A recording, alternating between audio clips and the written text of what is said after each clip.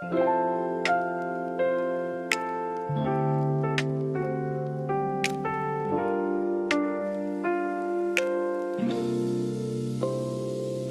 ulan sa bintana ng kafe. Stay ng kape, palitay, dahan-dahan. February 12, 2026. Tahimik lang, kwento ng bayan sa hangin. Sa bulwagan ng pamahalaan, may usapang rehiyon. Diplomasya sa kapitbahay, hanap ay balanse at direksyon. May pagpupulong tungkol sa seguridad at kalakalan. Hindi headline ang sigaw, kundi mahabang usapan.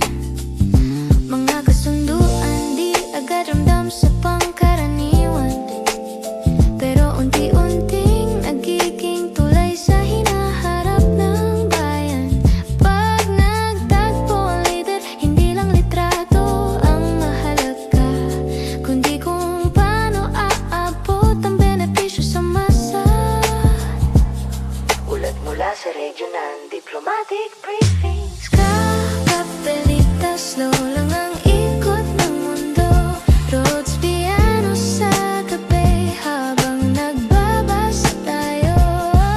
Hindi lahat ng ingay ay kailangang sumigaw. Sa pagitan ng pahina, tahimik ang galaw. Sa merkado, usapan ng presyo ng pagkain. May mga datos ng inflasyon na sinusuri pa rin. Bangko Sentral nagbabantay sa galaw ng piso para hindi masyadong mabigat ang bayarin ng tao. Roadmers, parang graph sa papel, pero sa jeepney Faredo nito nagiging totoo. Trail negosyante nag-a-adjust sa supply at demand, habang pamilya nagbibilang ng budget kada weekend. Kape at balita, slow lang ang ikot ng mundo. Abroad vibes sa ilalim ng kwento. Hindi headline ang buhay ng bawat isa, pero dito nagsisimula ang pagbabago.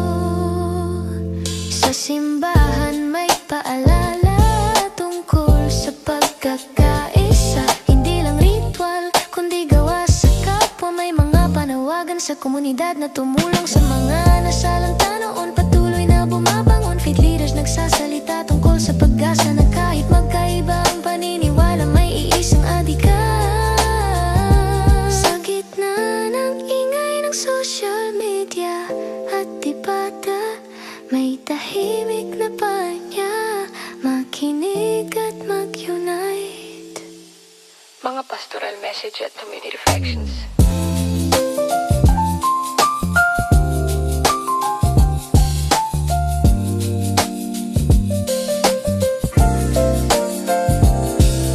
Solo, prostro na pagalang oras.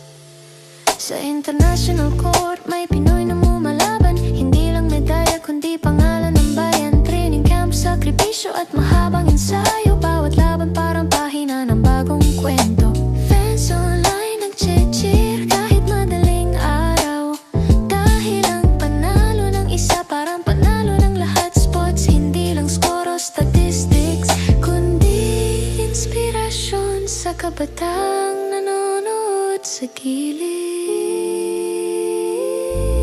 Kape at balita, slow lang ang ikot ng mundo. Sa cafe, may palakpak na mahina. Hindi kailangang malakas ang sigaw para marinig ang saya. Sa sinehan may bagong pelikulang pinag-uusapan. Kwento ng pamilya at alaala ang tema ng istorya.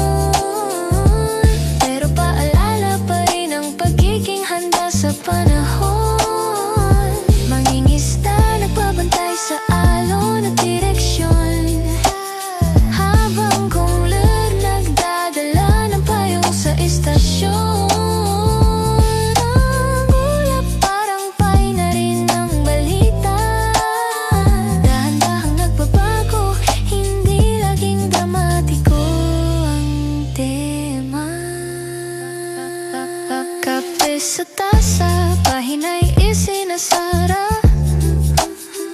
Balita'y hindi lang headline, kundi kwento ng madla. Sa pagkintan ng nota at mahinang ilaw, February 2, tahimik na dumaan.